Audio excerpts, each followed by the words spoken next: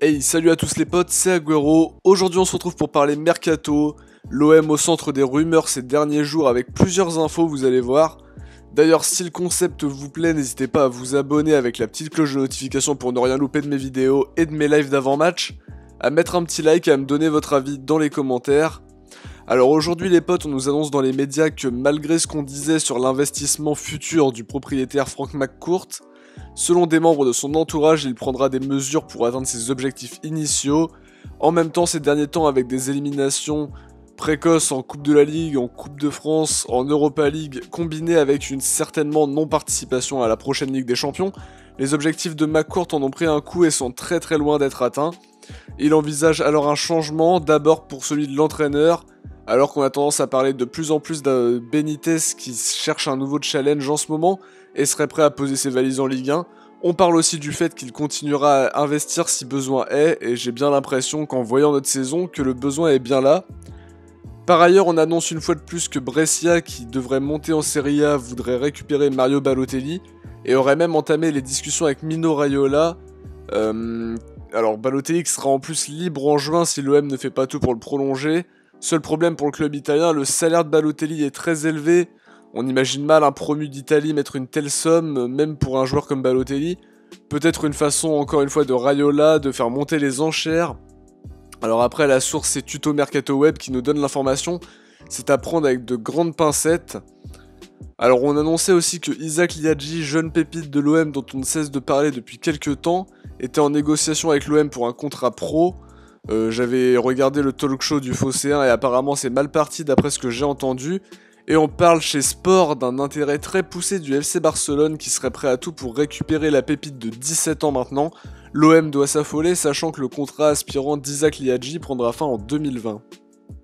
Alors selon Tuto Mercato Web encore une fois, l'OM pourrait recruter Lucas Biglia, le milieu argentin de 33 ans qui joue à l'AC Milan. Il est en fin de contrat en 2020, l'OM serait favori parce que le joueur veut rester en Europe apparemment, et que l'autre concurrent c'est l'eBay Fortune en Chine. J'ai entendu parler sur Twitter notamment d'un contrat de 3 ans, ça me semble beaucoup parce qu'il aura 36 ans à l'issue de son contrat, ce serait en termes de salaire je pense assez cher, et en plus pour un joueur qui est en fin de carrière, c'est pas vraiment le but du projet. On a d'ailleurs été informé sur les dates du mercato, le mercato d'été qui débutera le 11 juin et se terminera le 2 septembre. Encore une façon de plus pour le club marseillais de faire des recrues le 2 septembre à minuit. Et pour celui d'hiver, ce sera du 1er janvier au 31 janvier 2020. Selon Football 365, l'OM a supervisé la rencontre FC Porto Boavista. Alors apparemment pour superviser des joueurs, mais on nous a pas dit qui encore. Ce serait bien que ce soit Brahimi par exemple.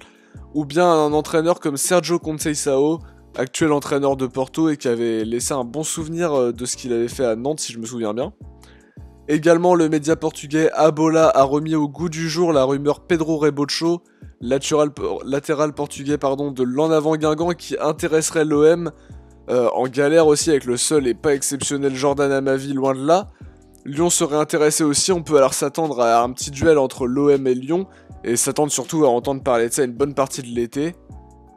Donc évidemment il y avait aussi la rumeur Leonardo Koutris dont on a parlé pas mal et ça, on n'a pas encore une nouvelle ces derniers jours, mais c'est vrai que Koutris était sur les tablettes de l'OM, le latéral gauche de l'Olympiakos qui montre de belles choses cette année et qui pourrait venir renforcer l'OM au prochain mercato. Alors l'autre rumeur vient du site internet Le Disport, source la moins fiable sans doute, qui disait que Wolverhampton était prêt à formuler une offre de 42 millions d'euros à l'OM pour récupérer Morgan Sanson cet été.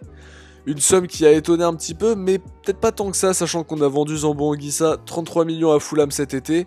Sanson devrait avoir une cote plus élevée que le Camerounais et pourrait alors se vendre en Angleterre pour une somme supérieure ou équivalente aux 40 millions. De même, on expliquait que le club avait mandaté William McKay, agent britannique, pour vendre les éléments les plus bankable de l'OM en Angleterre, où les clubs sont bien généreux, surtout quand ils sont pressés par le temps en fin de mercato. Du côté de l'entourage de Morgan Sanson, selon la Provence, on a démenti l'offre de Wolverhampton. Voilà, évidemment, on va entendre un petit peu tout et n'importe quoi, mais on est aussi là pour démonter les rumeurs. La Provence confirme encore une fois pour Florian Thauvin un départ est très brûlant en ce moment, et on parle toujours du Bayern Munich qui va investir considérablement l'été prochain. Avec les transferts de Benjamin Pavard et de Lucas Hernandez déjà actés, la piste de l'Italie est toujours d'actualité également pour Thauvin, entre Inter de Milan, Milan AC, Naples. Et un autre joueur talentueux du centre de formation, Amadou Dia, gardien que l'OM compte prolonger en lui offrant un contrat pro, aurait reçu selon Mathieu Grégoire de l'équipe un contrat de 4 ans de Manchester United après s'être entretenu avec Andoni Zubizarreta. Donc on espère aussi que si ce joueur est vraiment talentueux, qu'il aura le droit à avoir sa petite place en équipe première, avec les départs futurs d'Escalès en fin de contrat, et de Yohan Pelé qui devrait sans doute quitter le club cet été. En tout cas, j'espère que vous avez apprécié cette vidéo. Si c'est le cas, mettez un petit commentaire, mettez aussi un petit like. Et nous, on se retrouvera très bientôt pour le débrief du match entre l'OM et Nîmes, samedi 17h au Vélodrome, et aussi pour d'autres épisodes de Mercato OM. Alors je vous dis à très bientôt, ciao les potes.